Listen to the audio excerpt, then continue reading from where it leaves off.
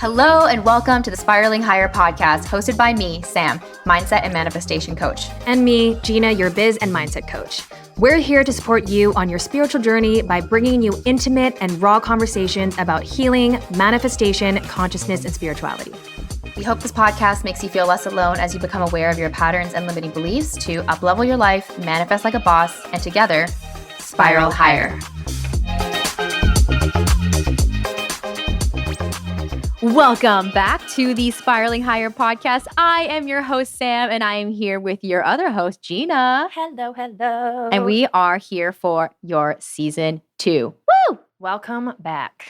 It's been a minute. We've missed all of you. I know. I've missed recording. I've missed it so much. We took a break because we wanted to actually give some time and space for us to integrate everything that we learned from season 1, because what we talk about actually in this episode and have been learning on our Spiraling Higher journey is that it's really not enough just to know something in your mind. Mm-hmm. You have to know and live it through your heart and your body.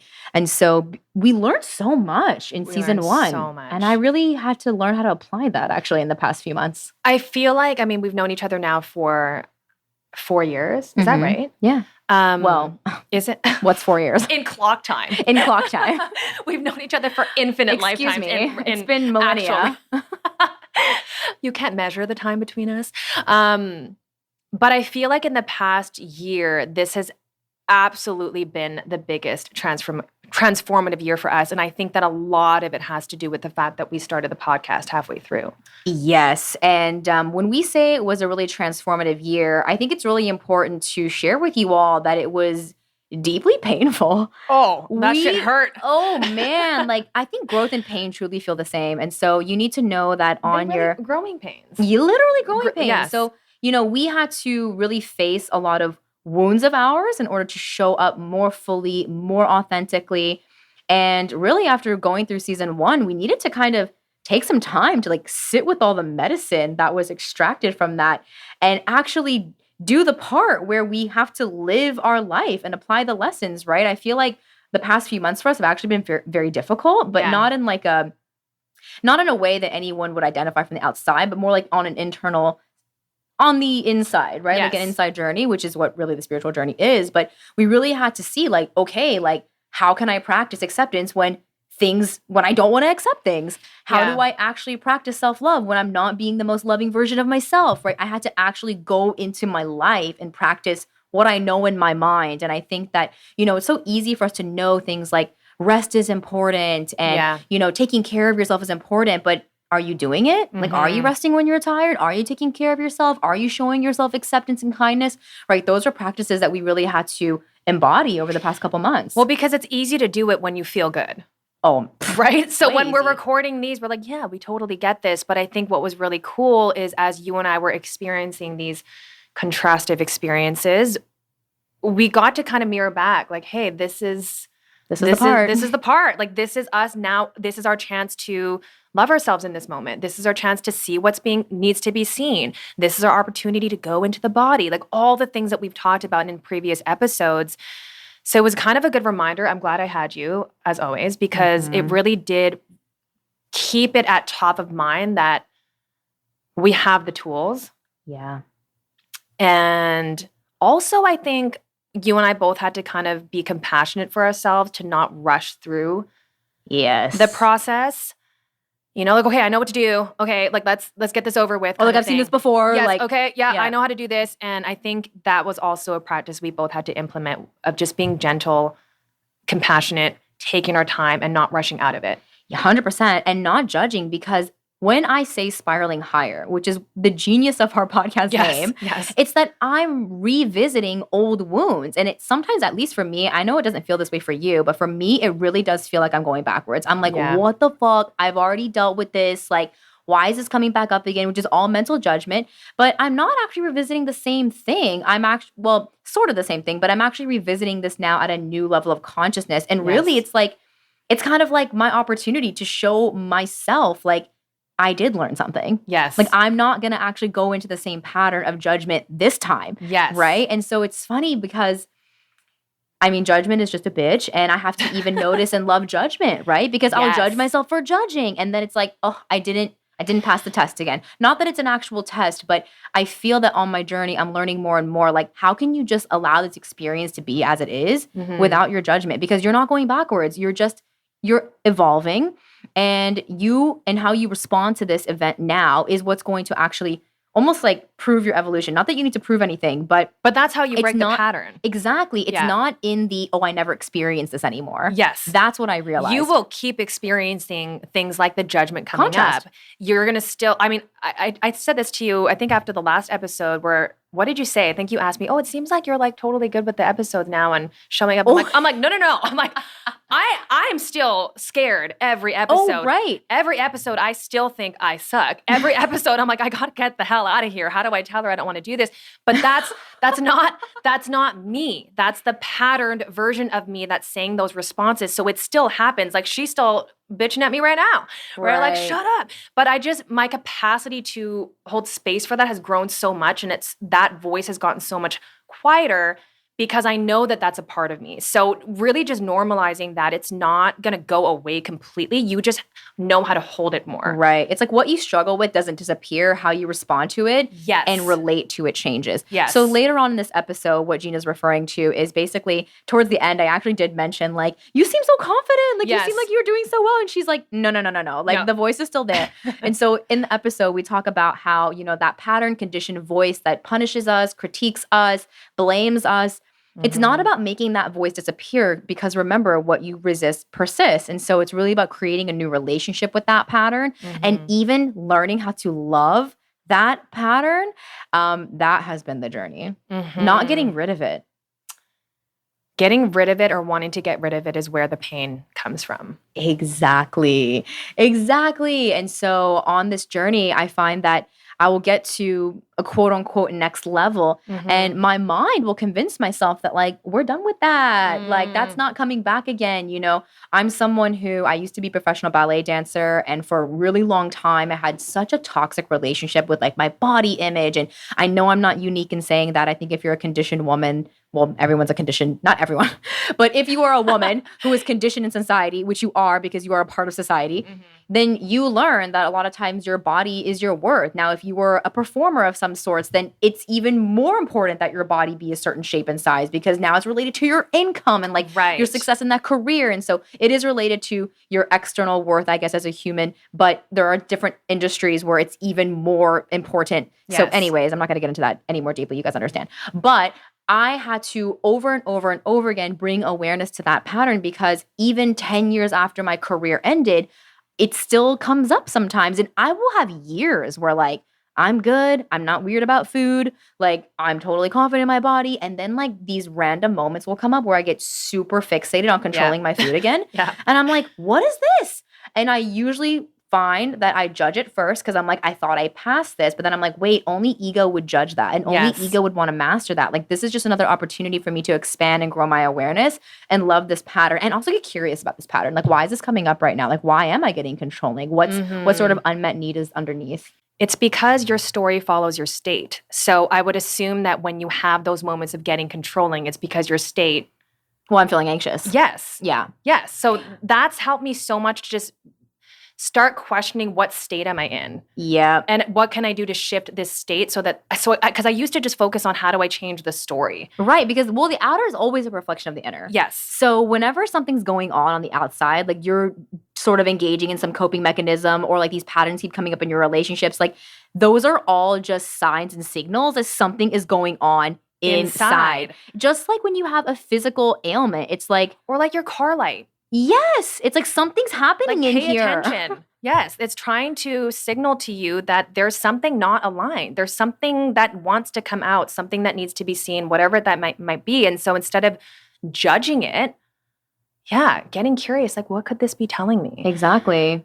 And then we had this conversation recently about emotions and how, when we decided to come into a physical human vessel, source energy was like, you do realize that we're only going to be able to communicate to you via vibration, right? Yes. And we were like, yeah, totally cool. Yeah. Like we were like, that's fine. And then not realizing that like, we're going to have to feel uncomfortable feelings so that we understand what is wrong, right? Yeah.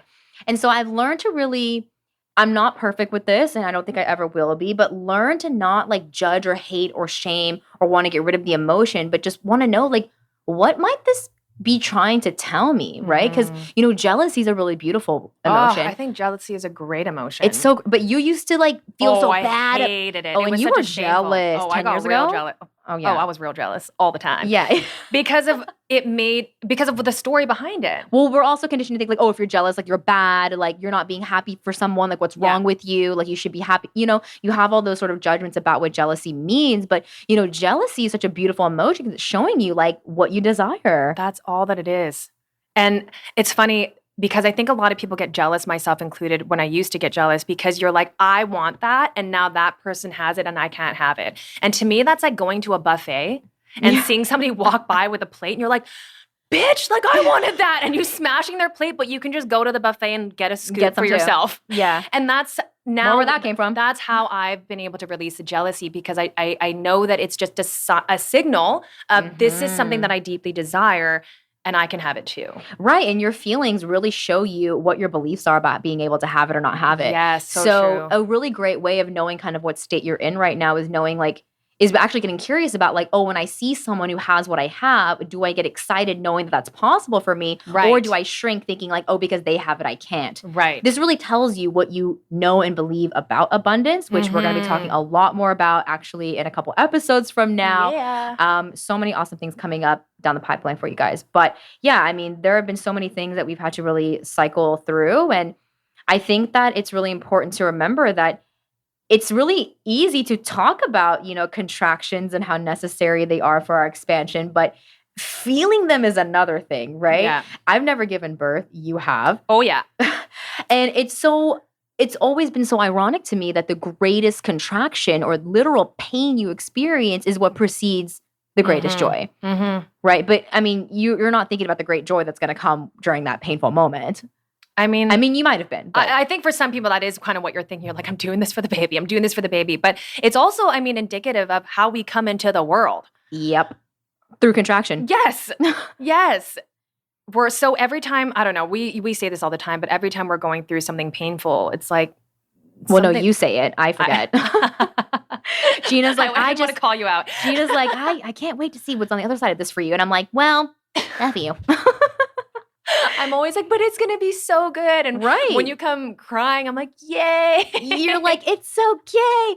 But I think that is what we're really learning to grow really put our trust into, right? Yes. Is that like, okay, going through a painful moment just means I'm releasing something. I am getting rid of a part of me that never served me. I am shedding an old belief that I have been so attached to, right? Like something's got to go, which is why you're experiencing so much pain. Or like yeah, exactly that. You're holding on to something that needs to go. Like you're constipated and you won't go take a shit. Yeah. And it's like, that's why it hurts. Yeah. And I find that when we are in pain and we resist, sometimes we try to like add things into our life. And I always say that'd be like needing to take a shit and eating a pizza at the same time. It's like you need to release things.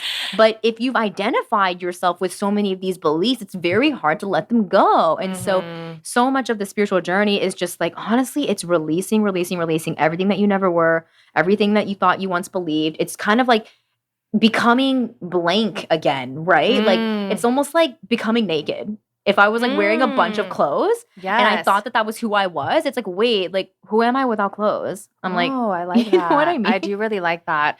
One thing that's really helped me, because I think we've talked a lot about narratives and stories and how suffering comes from the story attachment to the emotion.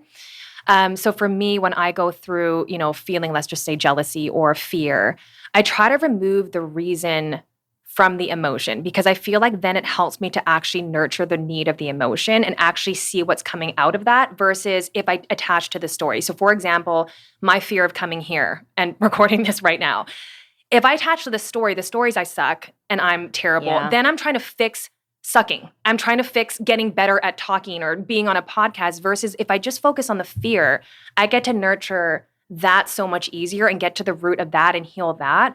And so that's been helping me a lot. Well, yeah, we totally beat ourselves up. Like if we feel anxious, like why am I acting like this? Yes. Like, why am I feeling this way? Like, oh, I should just like, stop acting like, and it's like, just maybe you're feeling that way because like your body's scared. At the end of the day, your body is giving you signals to warn you of experiences that remind you of painful things in the past. Yes. And so I think you definitely, you especially experience a lot of like, oh, like I can't perform, I can't show up, like people will judge me. And so even in this space now, you're 30 something years old, but it's the like 8-year-old inside that's like, it's not I'm scared. Me. It's not the true essence of me. And so we'd go really deep into this episode on all of these topics. And we're just so happy to be back. And so happy to be back. We were just talking yesterday about how grateful we are for each other.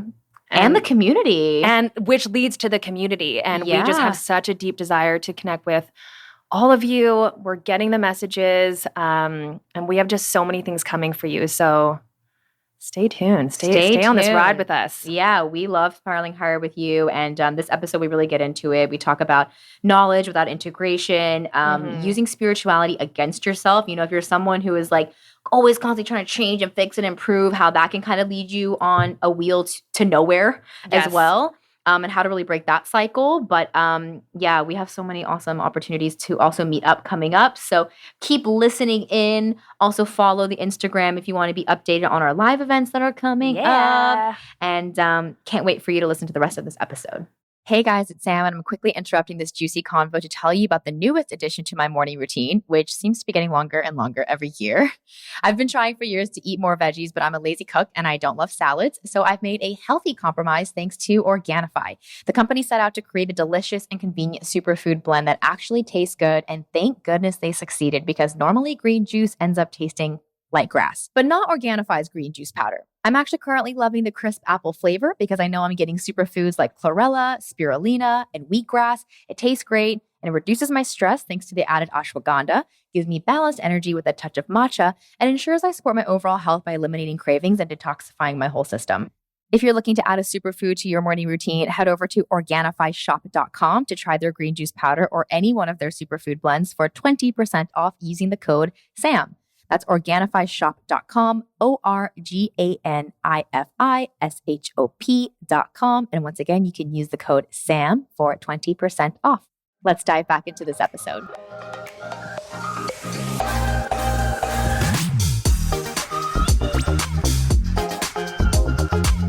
I also want to normalize what you were also saying earlier about this whole spiraling out and this thought of feeling like we got it figured out. I don't think that that's what it is for me, like feeling like I know everything. I feel like the more that we learn, the more I'm like, wow, I really don't know anything.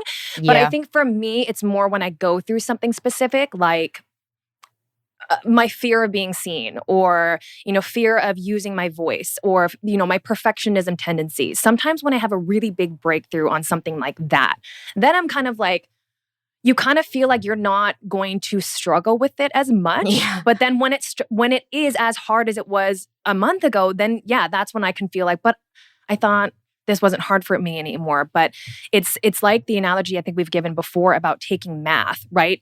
My daughter's in math right now in grade 2, but she's going to keep taking math just at higher levels. And it's going to get harder. And so it's not like she's like, what? I already learned addition. I don't have to learn this again. But it's like, no, you do. Because you're going to build up on top of that to learn everything else. And exactly. It's like you never actually stop using addition. Like it's involved in all of the complicated formulas that you're going to learn. Mm-hmm. And so, consider each spiral like, oh, this is like, a level that I've sort of completed where I get to now take the tools and the resources and the insights with me to the next level so that when I do experience this wound again at a deeper layer, a deeper level, I have these tools, but I'm also experiencing this again to develop even more tools, even more awareness. And I think that sometimes we think we're experiencing it and like it means that we didn't learn what we needed to learn. It's like, no, there's just still more left to be healed. There's still more left to release. Like any sort of emotional baggage, like I said earlier, that's not in alignment with what you want to feel and become. It's like, it's got to go. And so you're going to keep spiraling higher because you're not a light being yet. Like you know what I mean? So you're a physical being. And so there's always more lightness that you can experience in your body and your vibration. And so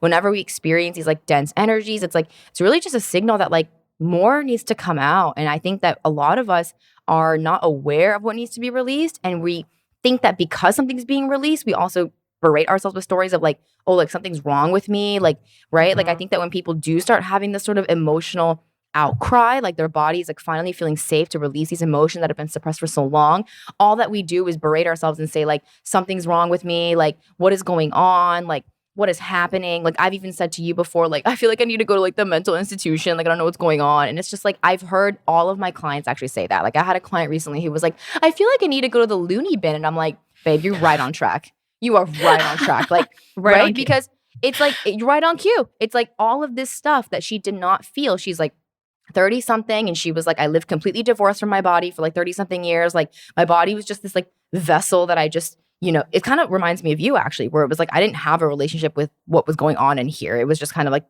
I just got to do what I got to do to get to where I want to go.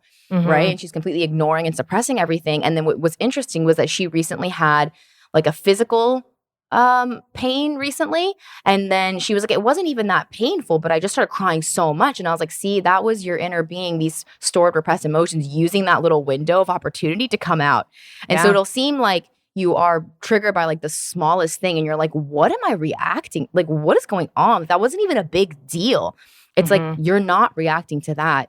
That little window of a trigger is all an opportunity for everything that's been stored to be released. And so when you are crying it out, when you are feeling, emotionally exhausted from this, know that it has nothing to do with this present moment, because, it does have to do with this present moment. But, past, present, and future all don't exist except for at once right now. And so anything that was stored is using this present moment to come out, right? And so although it is stored stuff, it's using this moment because it's the only moment that it can use, which is why it can feel confusing. Like, oh, I thought I dealt with this. It's like, maybe you did, or, maybe there's more, but it's like, it's going to use your life and the opportunities that you're faced with to be released. And so I feel like on the spiraling higher journey, it really is like, it just sucks. But it doesn't. It's like the more love and light you want to experience, it's like the more you have to experience the darkness to purge it. It's like that has to go. I always think of tears also as following the path of least resistance, right? Tears have to come out.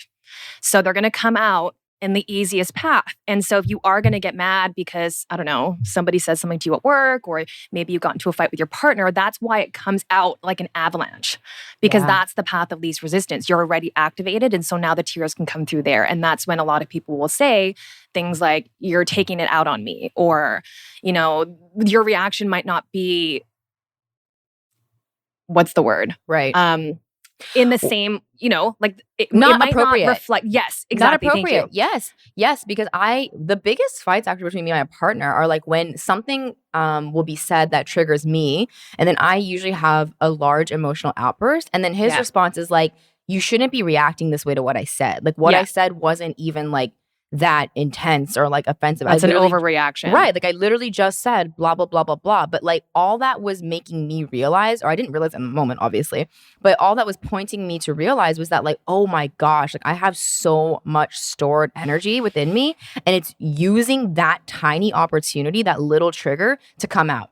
Now, that's not fair, obviously, to the people in my life, and I need to know how to manage and regulate those emotions. But that's why awareness is so important. Like, how can I become more deeply aware of what is within me? Like, the more that I ignore this or shame and suppress this, the harder I make it for myself and the people around me, because that is inevitably going to come out. It's either going to come out with your awareness or without your awareness.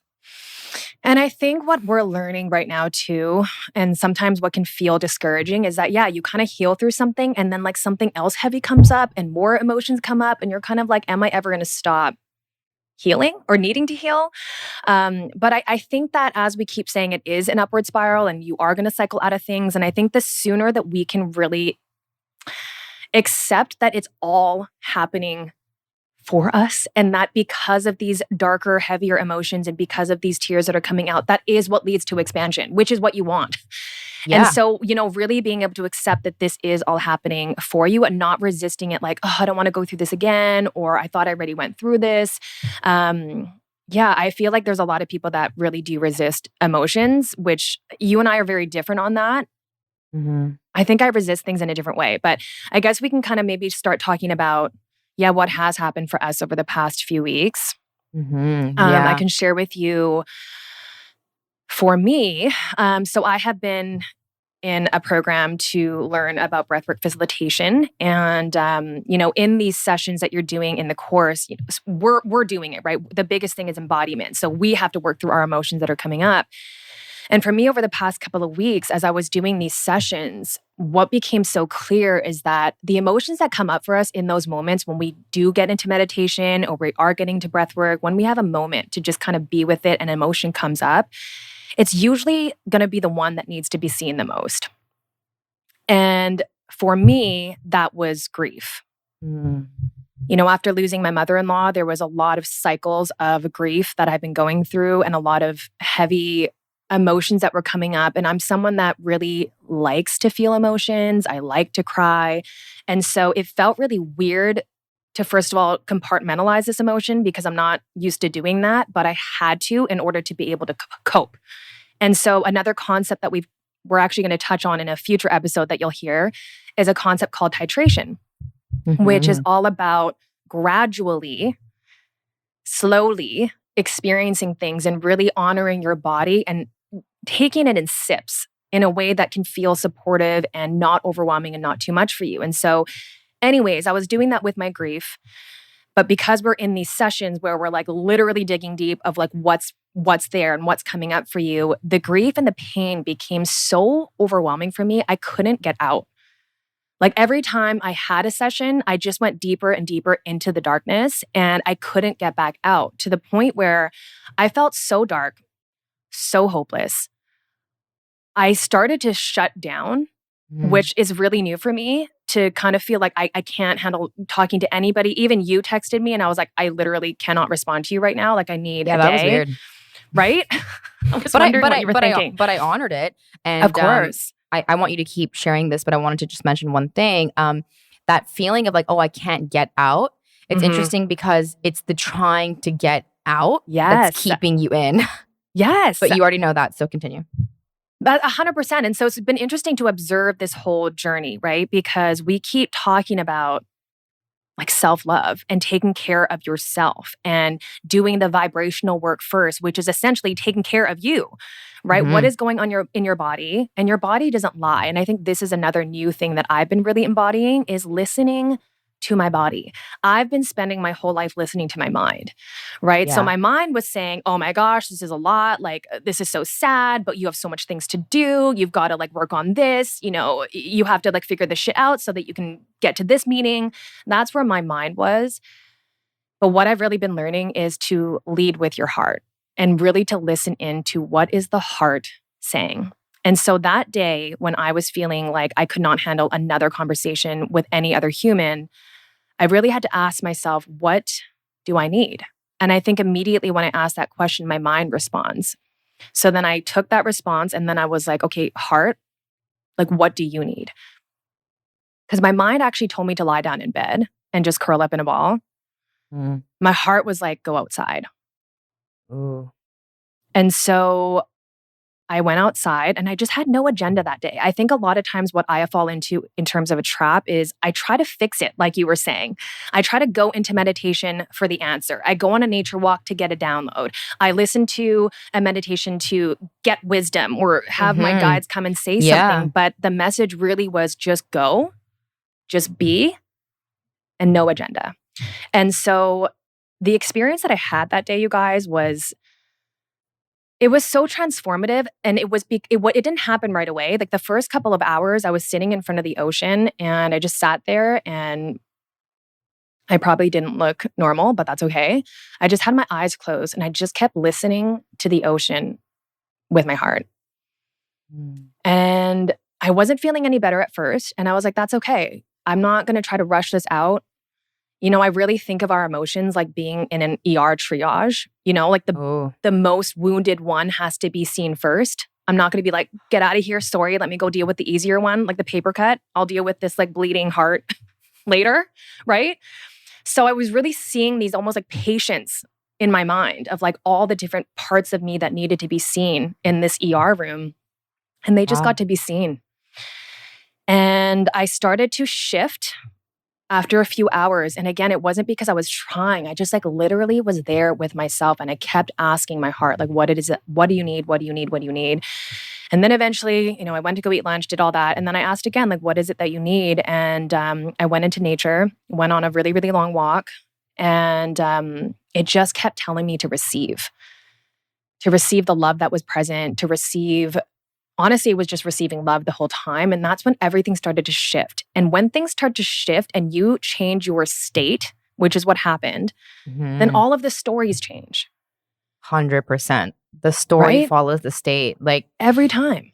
Which is why, like, when you are feeling in pain, like, you hear the story of, like, it's always going to be like this, you know, something's wrong with me. You know, those stories are just reflecting the state that you're in, right? And so you really have to figure out a way to change the state.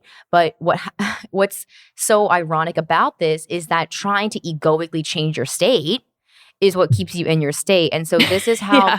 This is how people end up using spirituality against themselves, because you were saying earlier, like, you know, I was wondering if I should do a meditation, and sometimes I try to do these things. And it's like, sometimes like the most spiritual thing is to like not do spiritual things. Yes.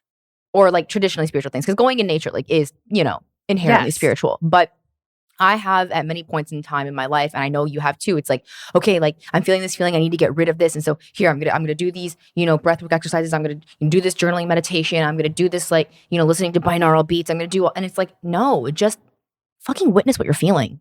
Like maybe just cry. Like, just call a friend. Like, you don't need to do something like high vibe, right? It's almost like you need to accept your low vibe so that it can pass through, and then you naturally become high vibe. And I think that's what's so confusing to people. It's like, oh, I need to do X in order to be high vibe, right? If I do this type of exercise, if I drink this kind of food and or whatever, then I'll be high vibe. And like, that's somewhat true. But I think the most authentic, real high vibration is achieved when you remove what's in the way of that. It's not about adding something. I said this recently in a video that I created. Like, if you were constipated and you didn't feel good, that wouldn't be the time to eat a pizza. Like, you need, add. Yeah, you need to take a shit, and then you're going to feel fine. Then you can have pizza or do whatever you want to do, go for a walk. But we are consistently trying to add things into our experience in order to feel better, instead of becoming curious about like what needs to be acknowledged, witnessed, and released within me so that I can feel better. And then once that is gone, then your state returns back to its natural, you know, loving, compassionate, easeful state. And then you take actions from that energy, which create more of the same. That's the law of attraction. So it's like, so many people that are in this low vibrational state, and they're like, oh, I'm going to try and do things to change it. And it's just so ironic that trying to change it, like I said, is like, it's so hard because we're taught like, do something about, you know, change, you know, it's not easy. But I think that there is an oscillation between like acceptance and doing something about it. It's like, but you can't do something about it until you accept it. I think that's what I'm trying to say. Yes. And we're trying to not accept it and do something about it. But it's like, no, you do something about it, but only after you've accepted it. And that's the tough part. And acceptance doesn't mean you like it. It's just becoming aware that this is something that you can't control, right? I can't bring my mother-in-law back. I also am not trying to avoid grief necessarily. But in trying to rush out of that pain or that emotion, that is what builds up the resistance, obviously, and not accepting that this is what's present. And so it was really a beautiful practice, because I think this was an emotion that I didn't necessarily want to go away. Whereas like fear of speaking or fear of being seen, that is something I'm like, I don't want to feel that. But the grief for me wasn't something that I was trying to get away from. It was more just like, I didn't know how to hold it because it felt so heavy. I was definitely outside of my window of tolerance. It was just too much. And so the practice then really became for me asking, what do I need? It's literally like when my daughter comes to me and she is crying, I don't bring out my textbook of spiritual practices and start like telling her to meditate. It's like, I ask her, like, what do you need? Like, what do you need? Even that is a new level of consciousness, because so many of us ask, or were asked, what's wrong? Oh my gosh, totally. And then as a child, how do you respond? They never know what to say. When I ask her what's wrong, she's like, I don't know. Exactly. And it reminds me, she can't name it. Exactly. And it reminds me of what you said earlier about like the listening to the body versus the mind. Yes. Right. So when you tend to the body, it's more of a what do you need sort of inquiry. Yes. But when you're asking the mind, it's like, what's wrong? It's like, okay, well, now I have to identify like a story. Right. So then we're talking to the mind. But when you think of inner child healing, or even a literal child like your daughter, when they come to you with an emotion, if you try to go through the mind route, it doesn't work, because they're not logicking their emotion.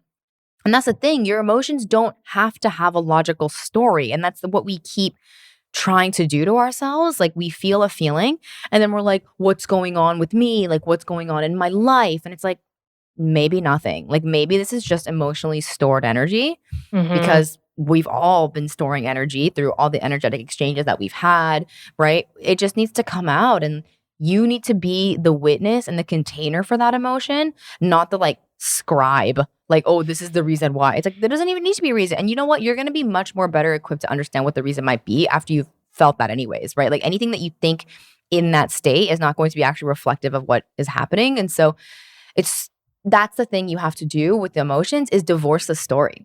And it's not easy because we have mental reactions and judgments about almost everything. And so it's not about even stopping them. It's about becoming aware of them. And then the more we can exercise awareness over them, the more they start to quiet and lessen when we see them for what they are. But we take them so seriously, right? You experience something and then you hear that voice in your head about like what's going wrong, and you think that's you.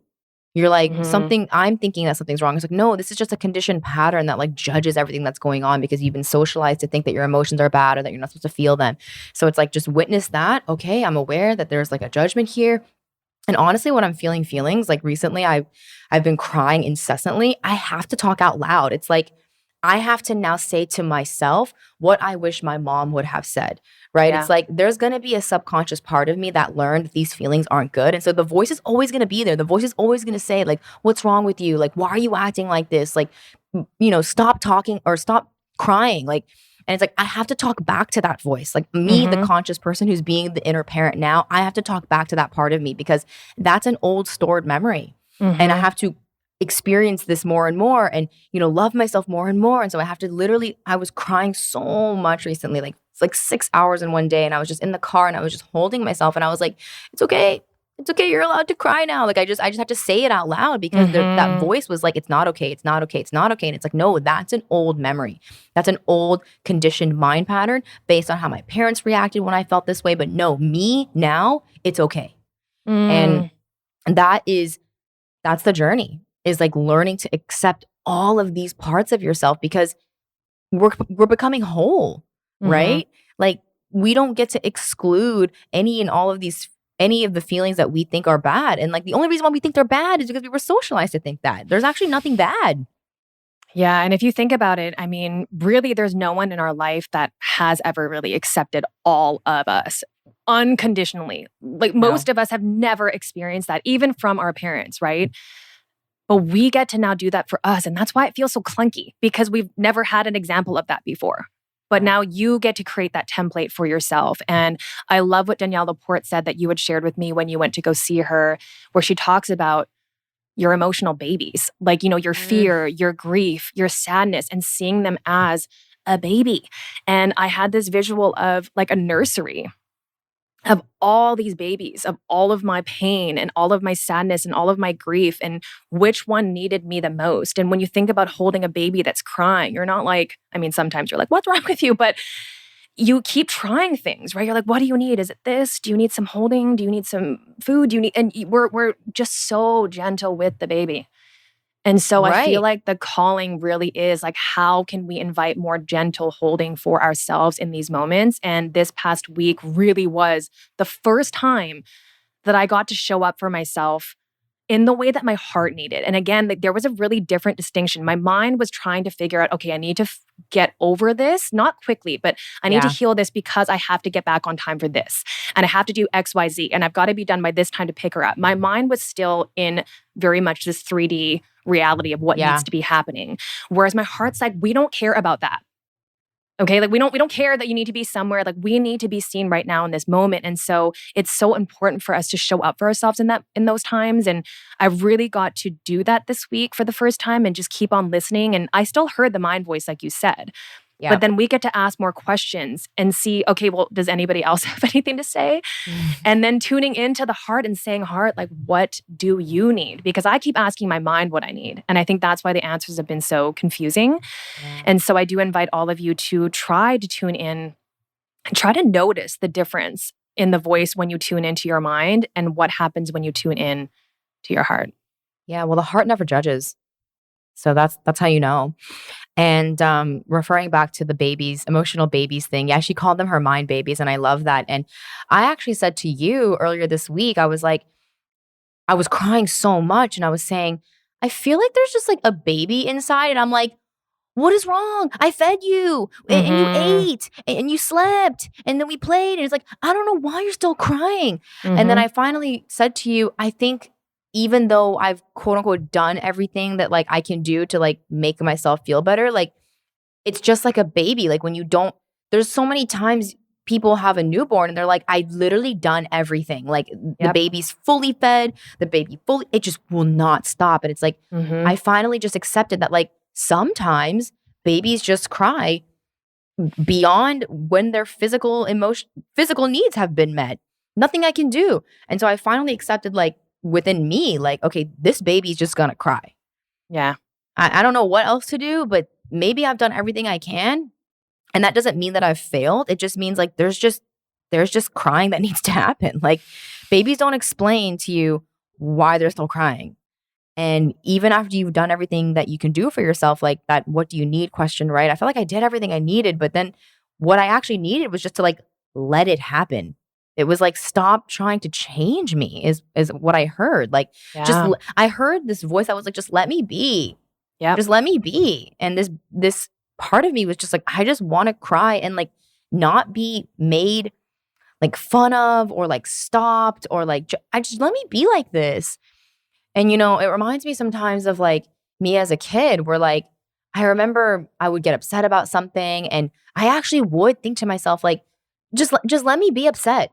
Like just let me be upset. Mhm. And I think that even now as an adult, like sometimes I get annoyed with my partner and I'm like, whatever, just like let me be upset. That Yeah. doesn't mean that I'm allowed to like, hurt people, right? Or be like emotionally or like verbally violent, but it means that whatever feeling is present, like just let it be like that. You don't have to act on it. You don't have to make it mean anything. But all of these feelings just, it's so simple, but so difficult. They just want to be felt. Yeah. I don't know how else to explain it. Like whatever feeling you're suppressing, it doesn't like that. It's like see me, feel me, accept me. And we're sometimes using spirituality to avoid it. And that's Yeah. that's what can be so dark about the spiritual world. And I see people, using it in that way. And, that's just the spiral that they're on. But That's all part of their journey too, right? I yeah, mean, that's the journey we went on, and that's how we brought so much of this stuff to light. So, yeah, like I think also no matter where you are on your journey and no matter how you do deal with your emotions, I think what we've both come to learn is like spirit is always going to guide us to the lessons we need. So, you don't even need to try. And if you missed the last one, don't worry, it's going to come back. yeah. Well, I'm realizing that the only reason why we suffer ever is when we believe the mind story that this is not supposed to be happening. This is not for my expansion. This is going to last forever. It's like that's why you feel so much pain because that's simply not true. Right? Well, that's the difference between pain and suffering, right? Pain is just what you feel, and the suffering comes when you attach a story to it. 100%. 100%. And I know that every single time I'm suffering for days, weeks, it's because I've started to believe a story. And Yeah. so, one of the most powerful and really only important Abraham Hicks teachings that anyone would ever need to integrate really is like when you are feeling resistance, any emotion that you wouldn't define as positive, you're believing a lie. You're literally believing a lie. You're believing something that's not true. And that doesn't make it feel any better. Like, I Mhm. feel like somebody having the awareness that, like, oh, I'm believing a story is not enough. But just Mhm. knowing that you're in a story is very helpful because, Mhm. when someone is really not feeling good for prolonged periods of time, like maybe they're dealing with a lot of depression, right? They're not living in reality anymore. They're living in their mind. Mm. And so sometimes for me, like the mind story is so convincing that it's not going to be possible for me in that moment to get out of it. The only thing I can continue repeating to myself is like, oh, this is a story. This is a story. I still Mhm. believe the story. And that's not something I'm going to extricate myself from immediately. But I do say to myself, like, I know that I'm believing a story. And just knowing that is sometimes helpful enough to kind of start to slip out or slip back. But it's always the story that creates the suffering. If we didn't have a mind that had beliefs about past, future, we would just experience an emotion like a literal baby, and then it would go away, and we would have no meaning making about it. Yeah, something that's been really helping me is when I am experiencing a big emotion or, feeling stressed, overwhelmed, anxious, whatever it might be, I remove the reason and I just focus on I am experiencing stress. Not I'm so stressed out because of blah, blah, blah, blah, blah. All this stuff happened because that just keeps you in the story. That just keeps you I in the state. know. So really just getting rid of the because part or the reason and just focusing on I'm experiencing grief. I'm overwhelmed. I am overextended. I am very sad. I'm feeling so much sadness. And when we can just focus on the emotion and not the story, then we can focus on being with that. Also, number one, knowing that you've gotten over this before. That also helps me knowing, okay, I have experienced overwhelm before and my body knows how to process this emotion. My body knows what to do with this. I know my body will know. My body has the wisdom to bring me into a different state. But again, once you get rid of that story, it really helps to take that first step into shifting your state. Because I think what happens is you become really aware that all of these emotions are ultimately pointing to the fact that your body does not feel safe in the moment. Mm-hmm. And so for me, that's where we start to think about the vibrational work first, right? It's like, okay, well, if my state is feeling really, really stressed out right now and I get rid of the story and just focus on the fact that I'm stressed, what can I do in my body that's going to help my body to feel safe? And so that changes, I think, the intention of what I'm doing with a meditation. Instead of it being, I'm going to meditate so I'm fixed versus I'm going to meditate to calm my nervous system so that my body knows that it's safe. That for me has helped a lot because then I do shift the state and then the story follows. But I think, immediately. Immediately. I mean, yeah, pretty much immediately. Yeah. That's why it's so funny. Like I actually write myself notes when I come back from moments of extreme discomfort to remind myself of like what I learned. Yeah. And I've written down things like, don't believe anything that your mind thinks during this time. But sometimes I do go back to reread it when I'm in the state, but it's a totally different level of consciousness that I'm at. Exactly. Which is so interesting because basically anytime that we're perceiving anything like this podcast episode or like a book, it's like, it's never about the piece of content. It's only ever revealing your state of consciousness. So everything is projection.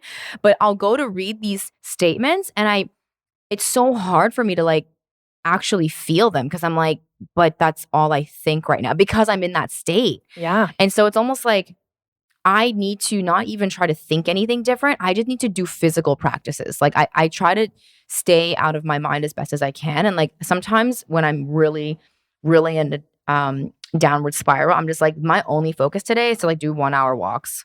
Or like this week, sorry, is to just do 1 hour walks. Like that's it. Like, and I just go and I just do the walks.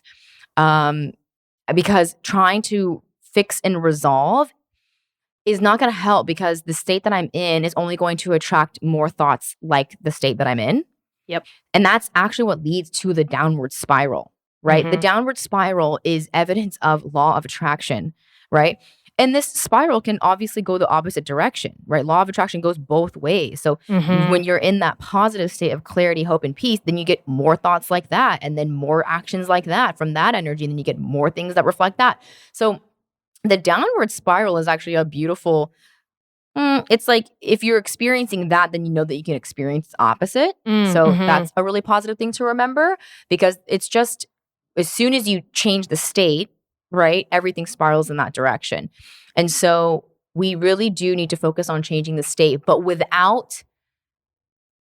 acceptance of the state.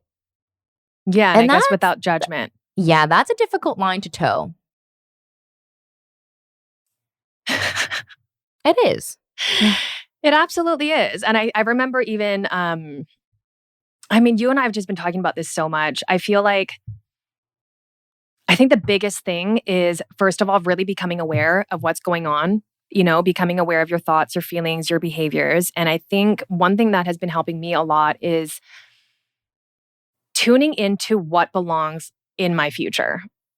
Like now I guess going back to like fears or feeling really bad about yourself, maybe not related to grief, but I think more on the topic of what you were talking about, where we feel like we might not ever get out of this or feeling really hopeless or just, feeling really negative about yourself.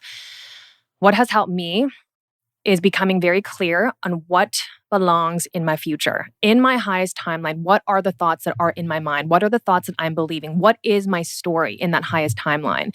And so because I have almost like this legend or like a chart that in my mind, I know, okay, those kind of thoughts do not belong in my future.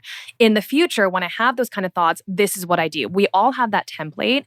And then when it actually happens in real time, it's our opportunity to actually apply that. And so it really is an awareness game when you become aware of your thoughts, your feelings, your behaviors, all that kind of stuff, and you start noticing that you're engaging in these thoughts that don't belong in your future. That's your cue to delete it. And to know that it doesn't belong there, so you know that it doesn't belong in your present. And I know that that sounds oversimplified, but another way that I'll word it is almost like thinking of your thoughts and your feelings, kind of like an algorithm, like social media. Like I feel like when I start to watch a video that comes up, I don't like to watch a lot of bad news kind of stuff that is really dark. So when I see that come up, I swipe away. And so it's kind of like that you can do in your own mind. You can almost swipe away and not give so much attention to that and know that that's a story. It can still be there. You can still hear it, but it starts to become more like background music.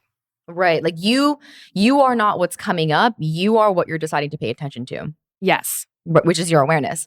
Right. And so I think that it's so interesting that we put a lot of attention on what we don't want to have. It's so ironic. It's like, if you don't want that, then stop paying attention to it. But it's kind of like, it is hard though, because it's kind of like when you stub your toe, it's like, that's where all of your attention goes, right? It's like your awareness now is in your toe, but you can actually expand your awareness in that moment to like feel your knee, feel your shoulder, right? I actually physically do this now because it's like a practice. Like, even when like I have a mosquito bite, I notice that like, that's the only spot on my body that my awareness is going.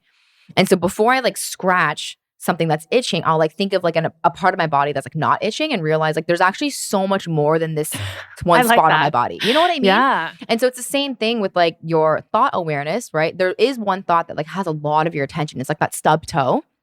And without exercising awareness, like that's just naturally where it's going to go because that's the most painful thing, right?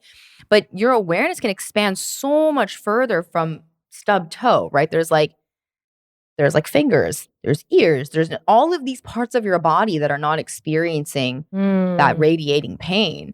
And it doesn't mean that my toe is not stubbed, right? But the focusing on it actually makes it more painful. And it doesn't help.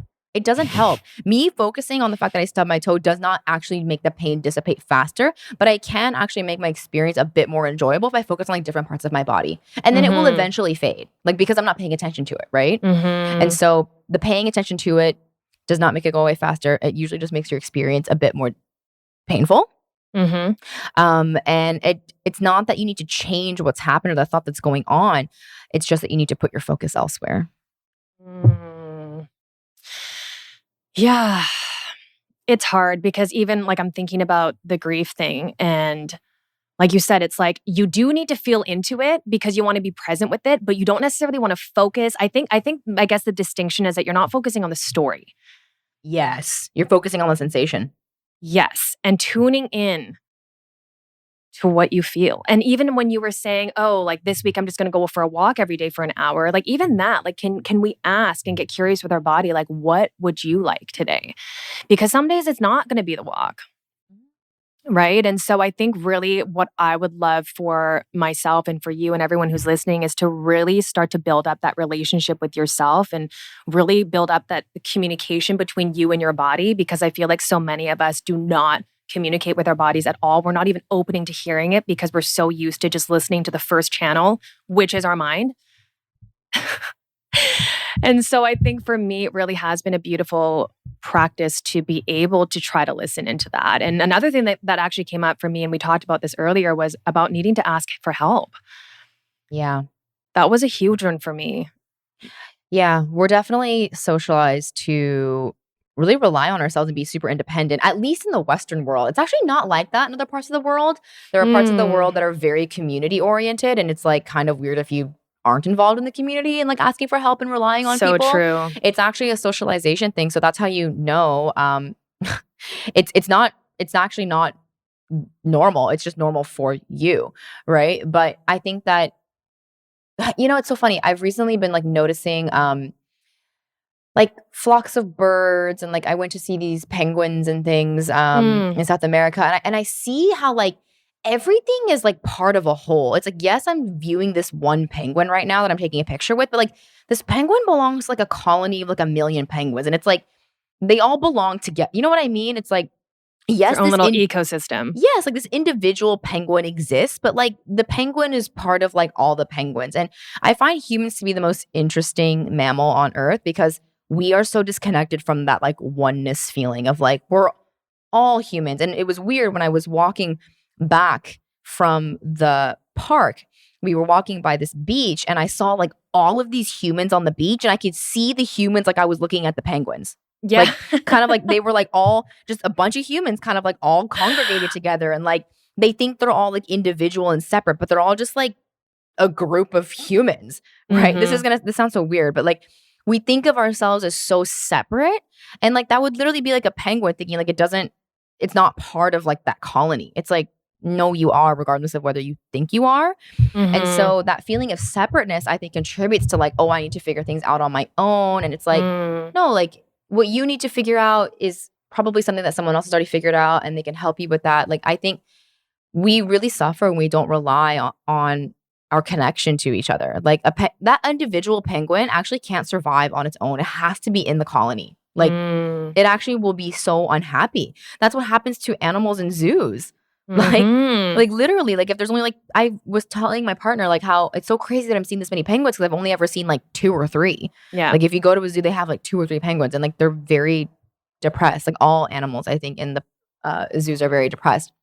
And I feel like all of us are kind of doing that to ourselves. Like, you know, we're in our own little zoo cages. We're kind of like by ourselves and like believing that we're separate. But it's like, just because this tiger is like in the zoo, it doesn't actually separate it from like the oneness that all tigers share between them. But it's an illusion, and it contributes to so much suffering. Like they suffer when they're not connected to like their tribe. And so something that it's so interesting that we're in Aquarius season now, which really highlights community. But something, I don't even know if I shared this with you, but I shared this with my partner. I actually was crying so much the other day and said like, I feel like I don't need more money. I don't need more anything. I just need a community. I was like, I need more like physical human beings to like hold me and like see me. And I said this to a friend who I feel like is a very good community leader. And she was like, babe, you don't have community?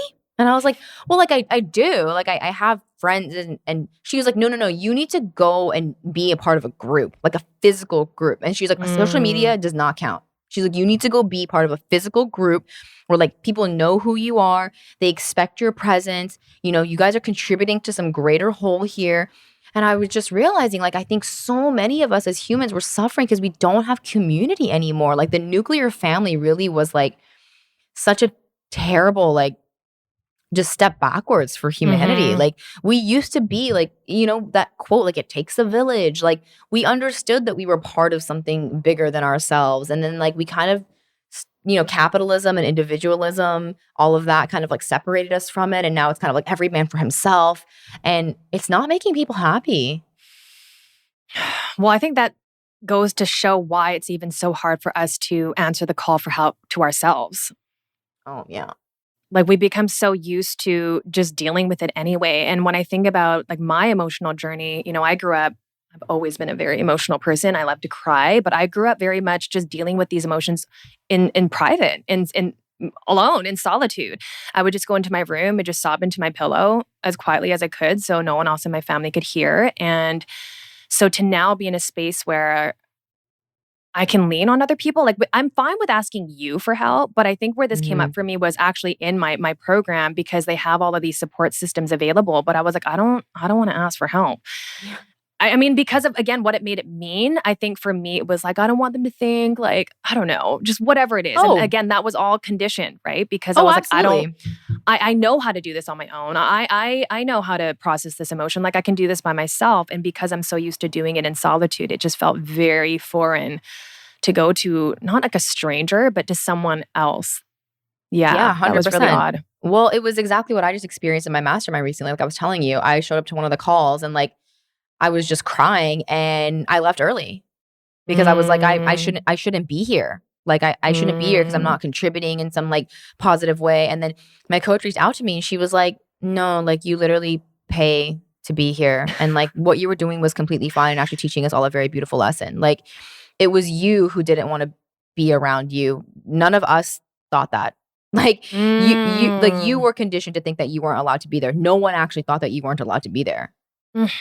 This makes me think about Kyle, because Kyle Cease always talks about speaking the truth and how much it would set so many other people free if we just showed up and said the truth. And so if you came into that class and you were like, this is just how I'm feeling, I know for a fact that somebody else sitting there would be like, oh my God, I'm so glad that you showed up like that, because I felt like that last week and I felt like I couldn't come. It actually happened at our retreat. Oh yeah. Right? I mean, even for you, like you didn't want a lot of some of the emotions to come out, but because everybody else was also sharing so openly, like it kind of started to come out for you, and for everybody else, once they started seeing you open up, then they felt like they could. And it's like what you always say, that healing happens in dialogue and suffering happens in monologue. Always. It really is like being a kid in school and the teacher's like, any questions about that?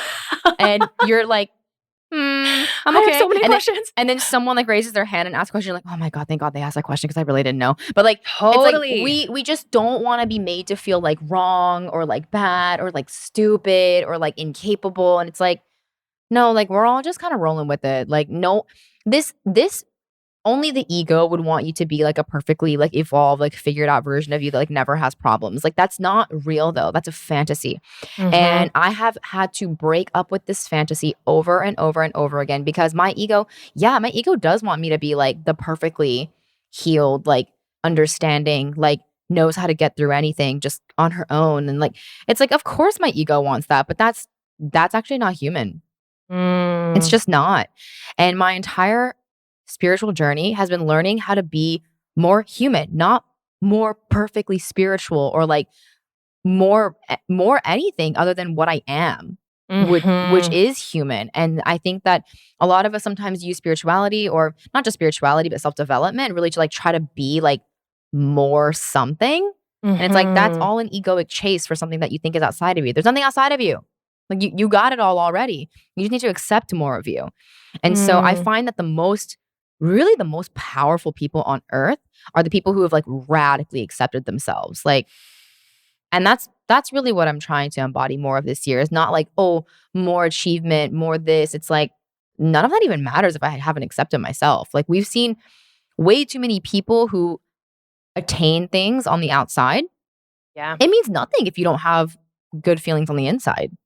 And so I'm focusing on that this year. I'm like, this self-improvement journey I've been on for a really long time. And I realized one day, like, what am I trying to like improve into? Like, you know, like what am I trying to develop into? Like, who am I trying to become? It's not that I don't want to become, you know, a more embodied, real, authentic version of myself, but it's like that actually comes through when I accept myself, not when I change myself. But that is you being yourself, because that is who you are. Like the true essence of you, your higher self, is literally just you without the story, right? It's your unstoried self. Like that is the highest expression of you, the version of you that doesn't have the judgments or the ego and all of those other things. And that's the version of you that's trying to come out through so many of these tears and all of this pain. And I think about that when we would journal, like, oh, I'm going to become my best, highest self. And for me, that meant a lot of external things were going to be achieved. So that would be my best self. But one thing that I've learned is that nothing in the 3D world is how you get your worth, right? No. And on that note, nothing in the 3D world heals you. It's all inward. It's everything inside. And I think that's what's been the biggest learning curve for you and I, is like, oh, like we just have to keep going back to ourselves. Yes. And following the wisdom in our bodies. And when you don't know an answer to a question of what to do, you're asking the wrong place. Yeah. Well, when you can't look inward, you do rely completely on the world of form. Yes. Right. And this is what Eckhart Tolle talks about all the time, like the formless versus the form, or beingness versus like ego and physicality. Like until you actually connect with your primary purpose, which is to connect with your beingness, like your essence, the formless part of you, you're going to look for it. You're going to look for it outside. And I think that's like the hero's journey. That's like, it's literally the hero's journey is like being at home and then like leaving, you know, trying to figure out something, resolve something, learn something. But then you like go back home right? Mhm. So it's kind of like you already have everything you need to know within yourself. But we all kind of go out into the world and try to like know more and become more, through the outside. And then eventually realize this doesn't make me actually feel more whole. Like, and then you come back to yourself. And then it's always so ironic to me that the most, you know, truly whole centered people, like they do end up having a lot of like material possessions and material success, but they don't care. Like it's Yeah. so irrelevant. It's like, and like the most unhappy people are like people who might have that, but they don't have the inner connection. Mhm. And so it's Mhm. like, it is such a trip because there are a lot of wealthy people who people think, oh, like they're so successful, but they're successful because they're successful they're successful within themselves, not Yes. through the world of form. And if you're trying to find success through the world of form, it's never going to be enough. There will never ever be enough money to like fill that hole in your heart. Like you have to fill that hole in your heart like yourself. Like no Mhm. thing will do that for you. Mhm. And also, no amount of words will put you into that journey. Like you will have to go through that on your own, and we're all on that journey. And that's what I'm realizing is we all just have our own pathway to get there. And that's why for me, like my mantra has just been focus on my journey, focus on my needs, focus on my body, what I need to hear, what's right for me, what's true for me. And everybody else gets to have their own story and their own journey. And yeah, I love that we're really all, whether you know it or not, you're just on a self-love journey. Like everyone that's is. it. It's like because that's what this universe is love. Yes. God is love, you are love. Yes. Anything that's not in alignment with love, it's like it's going to feel painful and you just got to go through that lesson. You just got to basically go through life to learn like, "Oh, I'm missing love. I'm not being loving. I haven't loved this part of." It's like that's just going to be your lesson regardless of whether you accept it or not. And what is so unfortunate is that so many of us are attaching love to the things in the world of form. It's like, I will feel loved when I get this money. I will feel loved and respected and happy when I get this. And it's like, the reason why that doesn't feel good is because it's not true. If Mhm. it were true, then everyone who had money would be like super happy and fulfilled. But like, there's a lot of sad rich people. So it's like, There are. it's not, I love that quote that says, some people are so poor, all they have is money. I know. I love that one I too. love it because it's so true. Like, money just means what you make it mean. Money doesn't mean anything, And right? lack of money, same thing. It's whatever you make it mean. It doesn't mean anything. Like, and we have a lot of conversations about money coming up, which is going to be Yes. amazing. Money healing, money trauma, true abundance. So we won't get into that now. But if you are still trying to find your worth through the outside, it's a losing game. But Mm. I also think that's why we incarnate. It's like we get to figure that out. We get to live this human incarnation and figure that out for ourselves. And I think the Mm. faster you figure it out, not that it's a competition, the more joy you will experience, the more people that you will impact. But there is no wrong journey. So wherever you are on that journey, you're exactly where you're supposed to be. Every single Mhm. experience is trying to open you up and get you to realize more and more that like you just need more love. You don't need more stuff. You Yeah. need more love. I feel like we're just we are on a never-ending class of basically learning how to love ourselves, learning how Yeah. to unlearn, and then how to actually learn what do I need and how do I need to be loved. And I I think I've said this to you before, where I think of, these podcasts, these courses that we're taking, the books that we're reading, really as like the school of life, right? Those are our textbooks. And then our actual real life is the practicum. That's where we actually get to implement this stuff. And so when this pain comes up, or whenever you feel like you're losing your mind, I remember saying this to you earlier this week when you were like, I feel like I'm losing my mind. And my response was like, I think that just means you're not losing your mind, you're finding you. Oh yeah, I loved that. I love that. And I Is love that what what I you said. said? Yeah, it is. And I love what you said about the practicum and the lessons because, Mm, for someone listening to this episode, right? Like this is your, books, courses, content. yes. But now you got to go do the part where like you live it and Yeah. integrate it and feel like you're having the emotional mental breakdown. Find support and community and Yeah. feel your feelings and do the thing that is hard for you to do. Like don't ignore your feelings by listening to more episodes. That's like taking more classes before you've had a chance to right. practice. Which is why we took a break, because we were like, let's integrate everything. Like, let's actually live what we've learned. It's not enough to know something in your brain. Like, you got to know it in your heart.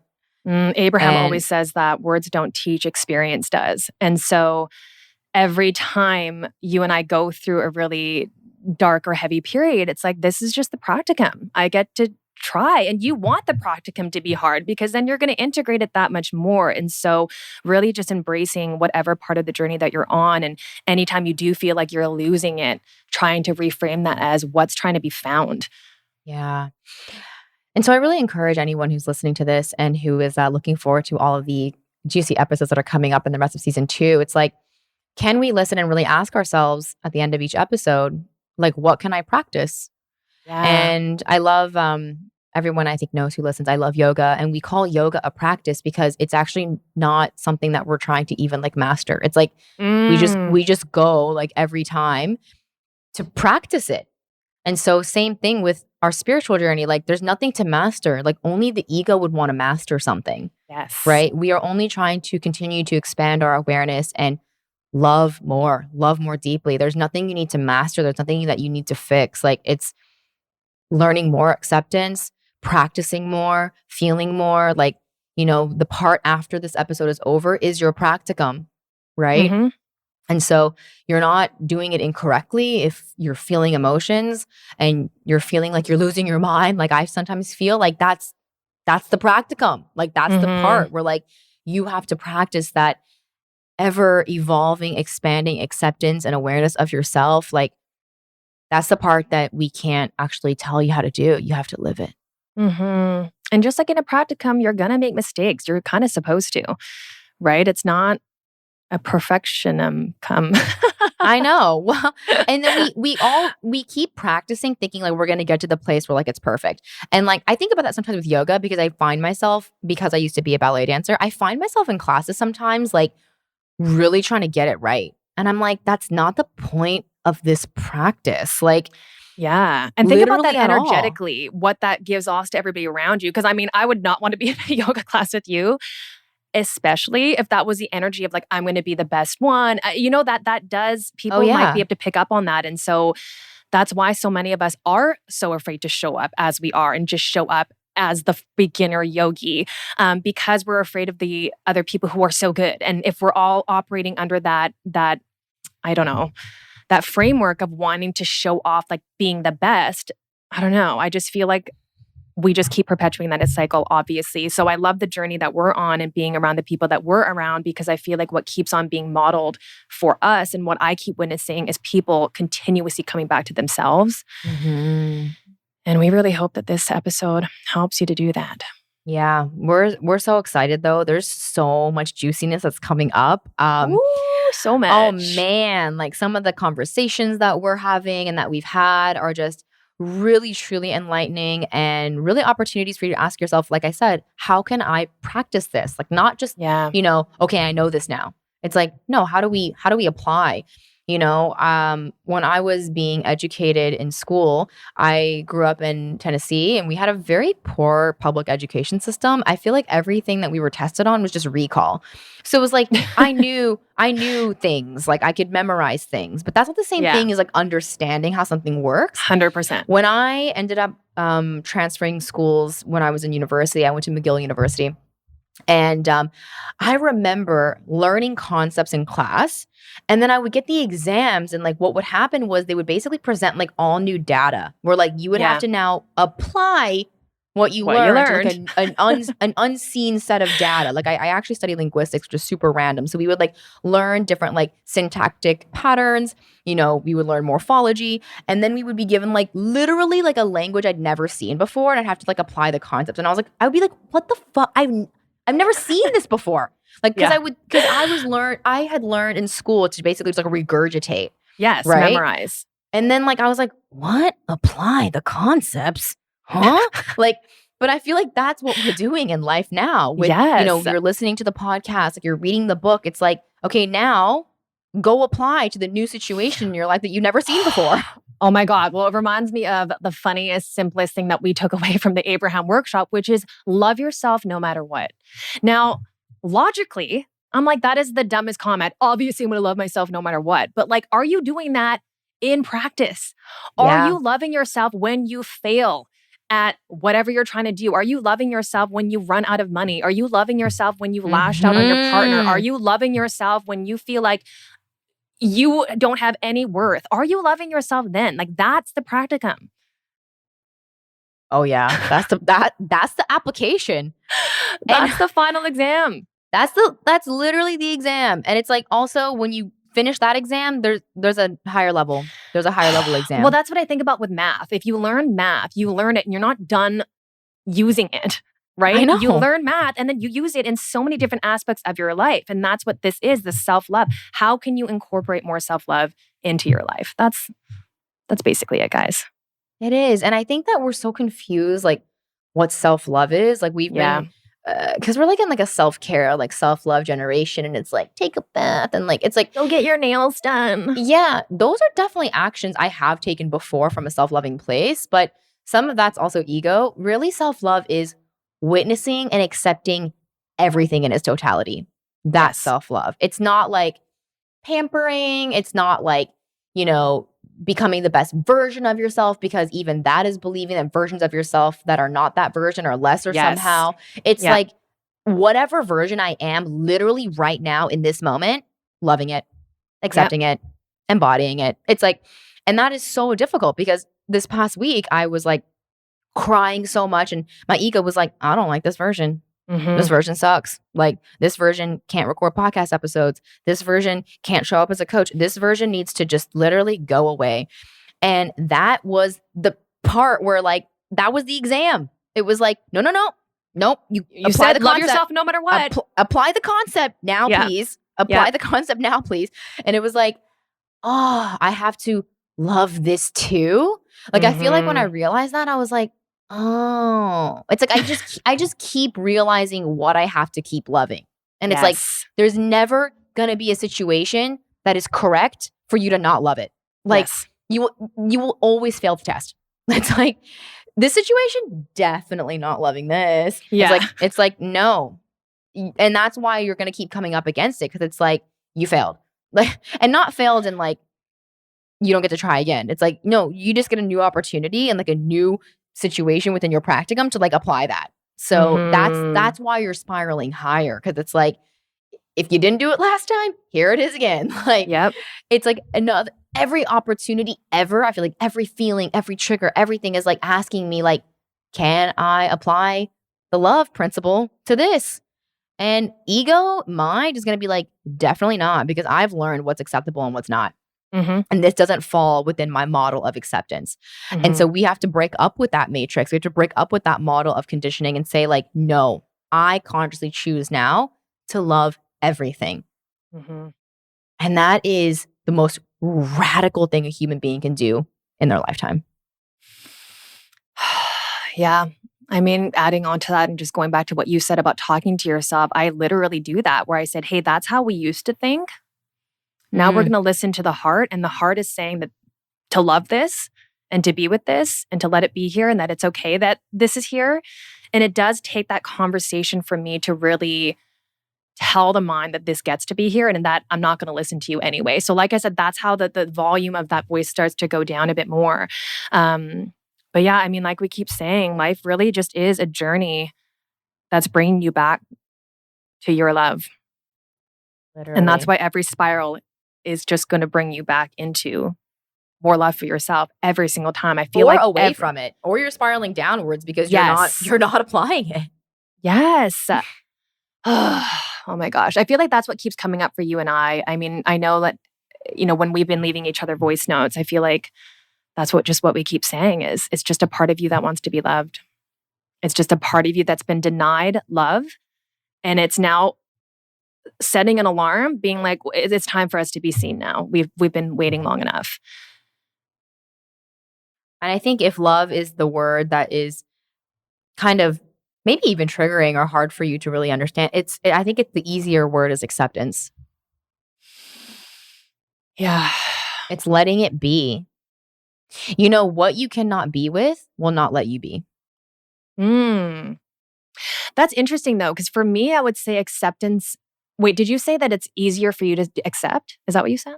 Yeah, Than it because is for you to love? loving almost for me sounds like Like you have to like I it? yeah, exactly. See, I'm the Exactly. opposite. Acceptance to me feels like that, whereas loving it to me is like, because think about even our family members, and I mean, obviously we love them, but like think about how like angry we can get at them, but we always love them, even if in that moment we don't like them. Right? And so that's kind Mm, of how I see it, where like I can love all these parts of me because it's me and I love it. Just like my daughter, she might have a meltdown and I don't love it when she has a meltdown, but I love her no matter what. And so for me, it's easier to access loving these parts of me.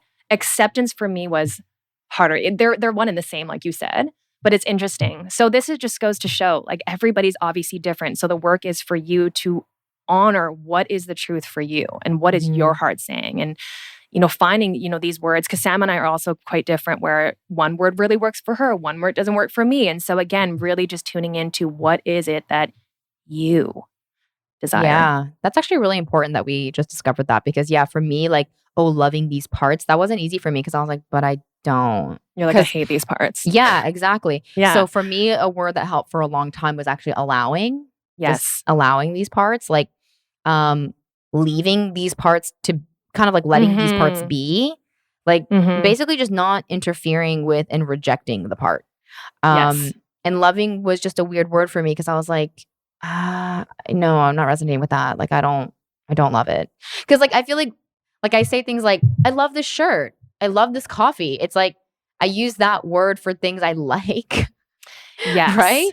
And I do Yes. also use it for like people I love, obviously, which I don't always like everything about them and I love them. But because I use that word so often in my life for things that Mm-hmm. I genuinely like, prefer, it didn't work for the parts of me that I didn't prefer. So I think that also the parts that you don't prefer, you have to remember that your mind doesn't prefer them, Yes. but your soul is like, this is all amazing. Like Mm, we love this human incarnation, and there's no feeling that we don't want you to experience. We wanted you to experience everything. Only your mind is the thing that is judging this to be better or worse than another thing.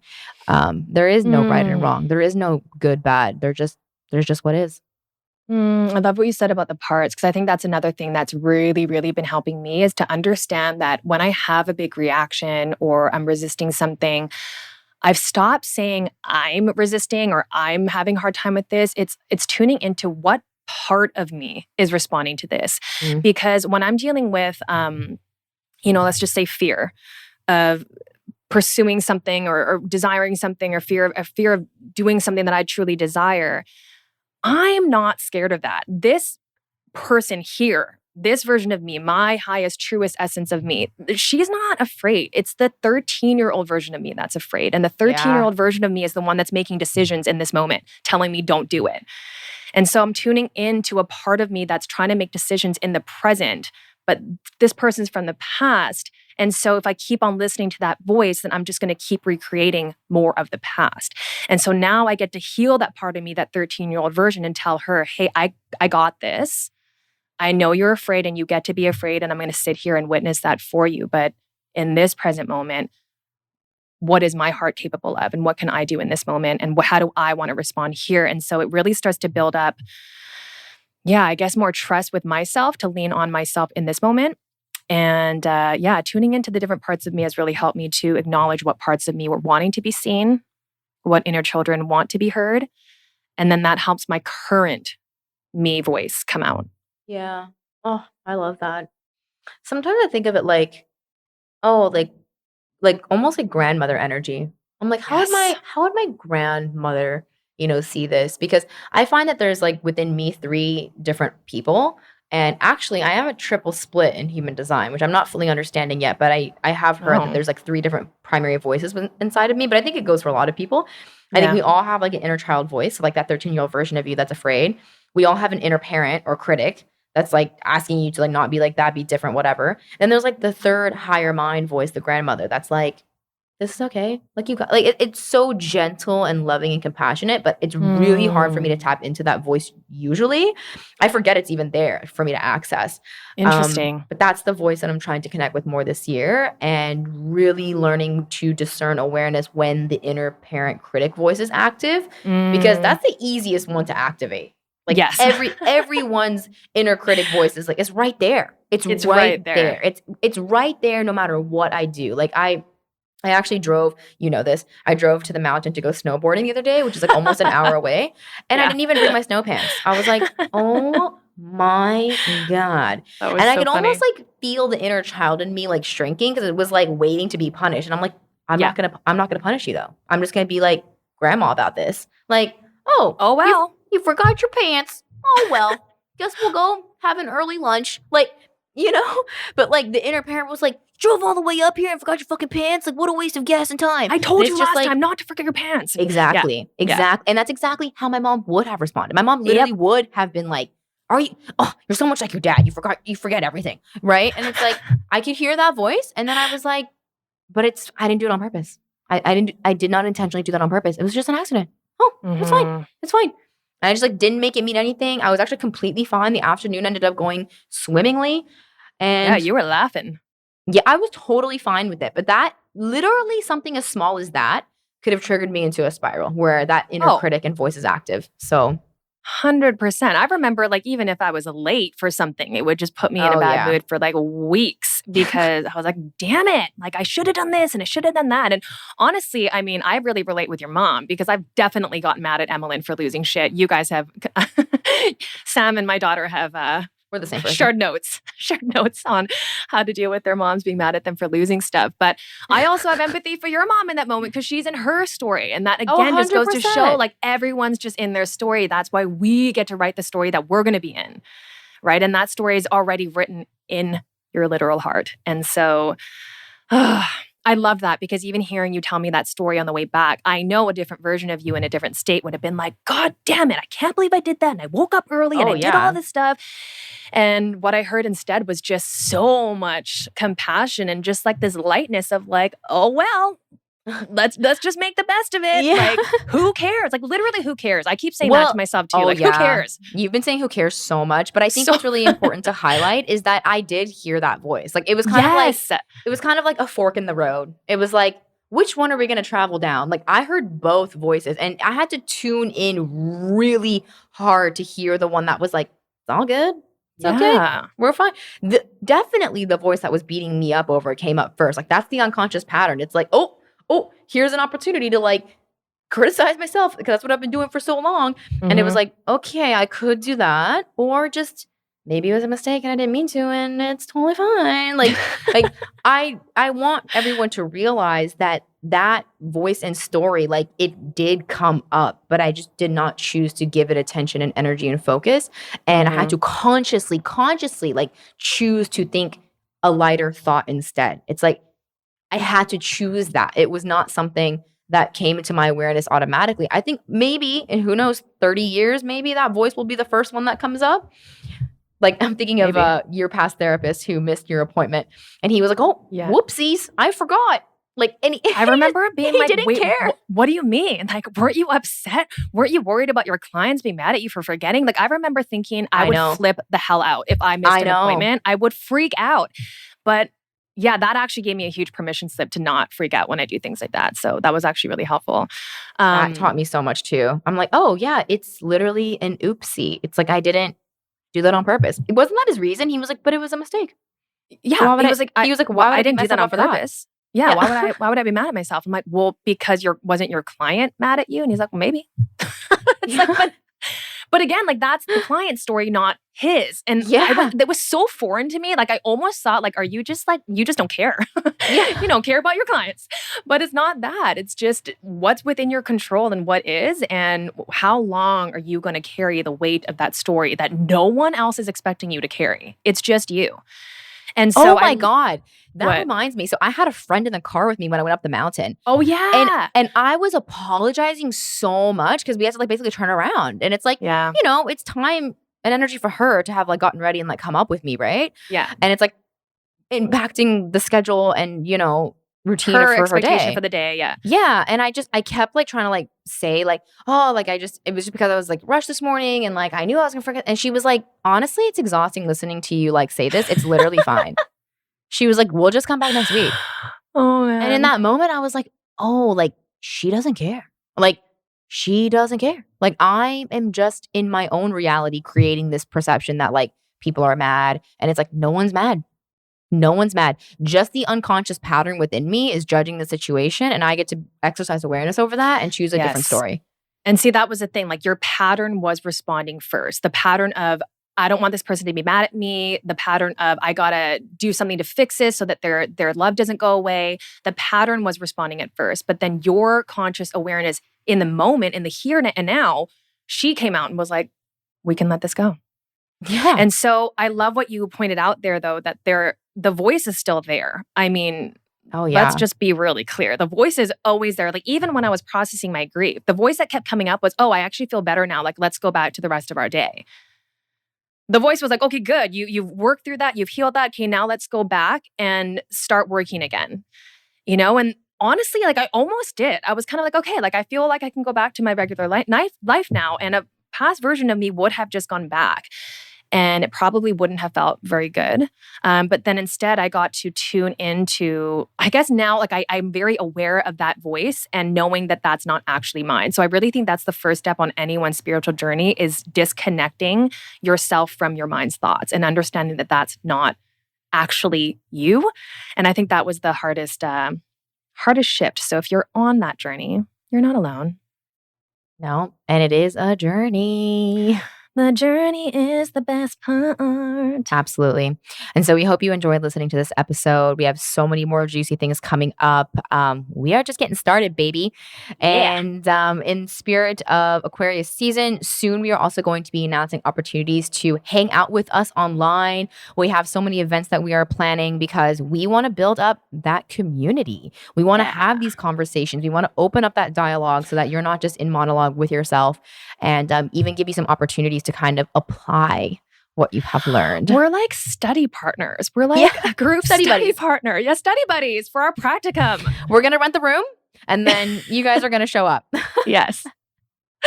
And so we can't wait to let you guys know more details about that as we move forward. But for now, we'll leave you with this and let us know what you think. And we'll talk to you guys soon. Bye. Bye. Thank you so much for listening to this honest conversation. We hope it brought you peace, clarity, and a little bit further along your spiritual journey. If you loved this episode, it would mean the world to us if you left us a 5-star rating and review so we can bring you more conscious conversations, spiritual topics, and guests. Here's to spiraling higher.